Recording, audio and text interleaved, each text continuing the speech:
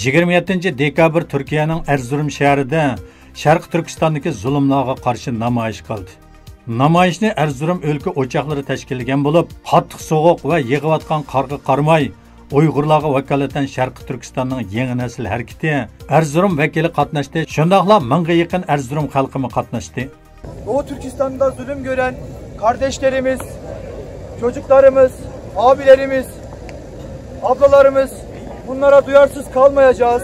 Ülkücü hareket olarak, ülke ocakları olarak Doğu Türkistan'ın her daim yanındayız.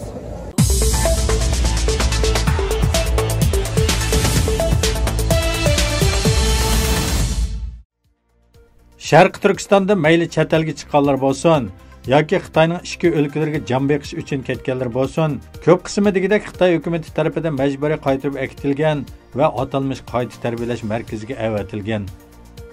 Zimiston torining 25 dekabrdagi xabariga qaraganda, qaytarib akitilganlarning ko'p qismi Uyg'urlar ekan.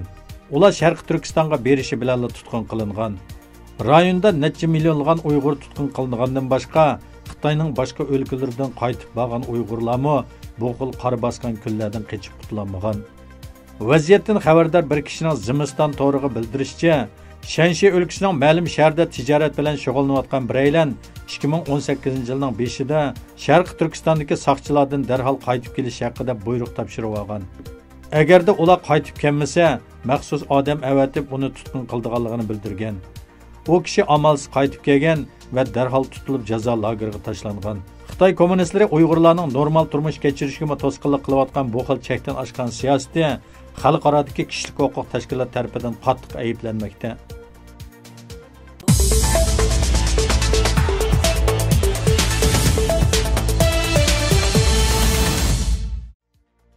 Sharqi Turkistonda necha millionlagan Uyg'urlarning jazo lagerlariga qamalib, ularning orasidagi bir qism atalmish jinoyatchilarning Xitoyning Xelonjang Talay noyisi qatorliq joylarga yo'tkalganligi ilgari surilayotgan bir mezgilda, atalmish yezi 5-chi emgak kuchini ishga o'rlashtirish siyosati bo'yicha 25 mingdan ortiq odamni 5-chi emgak kuchi nomida Xitoy o'lkalariga olib ketganligi ma'lum. Şinjan gazetining 26 dekabrdagi xabarda ma'lum bo'lishicha, o'tgan 11 oy ichida Sharqi Turkistonda ishga o'rlashtirilgan yezi 5-chi emgak kuchi 2.800.000 odam qitimga yetgan. Bu siyosat bo'yicha Uyg'ur diyorining janubidagi 3 viloyat bir oblastdanla 82.000 odam joy-joylarga yetkazilgan.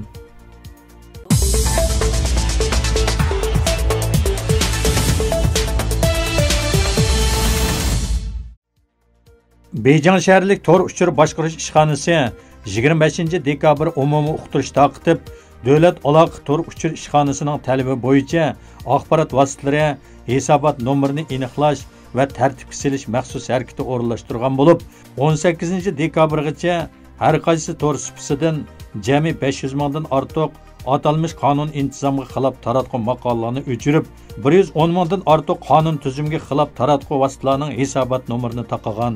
Lin familiyalikning deyishicha, hukumat oldi bilan har xil tordagi undidor nomerni majburiy taqagandan keyin endi taratqular supisiga o'tgan.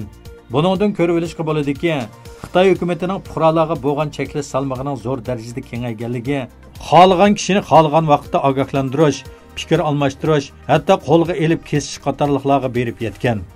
Sholin ismli bir naqshchi bir qancha naqshi yezib, o'zining vaziyatga bo'lgan qarashlarini ifodalaganligi uchun 3 yil muddatli qamoq jazosi bergan. Xitoy kommunistlari hozir qiladigan qiliq topolmay, qaysi millatdan bo'lsin, taratqu media, Twitter, ommaviy taratqu nomerlarni tutqi qilib, qor qo'yiq zarba berishga o'tgan.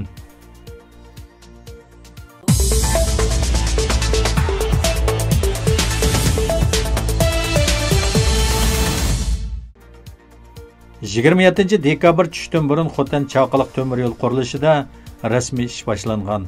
Qurilish tamomlangandan keyin Tarim o'ymonligiga aylanma temir yo'l to'ri shakllanib, liniya bo'yidagi amma Chaqiliqdan o'tib, Chinqay orqali Ishkirdagi shaharlarga bevosita bora oladi ekan. Urumchi kirib aylanib yurmasimi bo'ladi ekan. Buning bilan asldagi liniyadan 1000 kilometrdan ko'proq yo'l qisqaraydi ekan. Bu temir yo'l tamoman tutgandan keyin Lop noyisini o'z ichiga olgan 5 noyaga poyezd qatnamaslik tarixiga xotim berib, Xitoy kommunistlari Ipak yo'lini etishdagi dastlabki qadamini bosgan.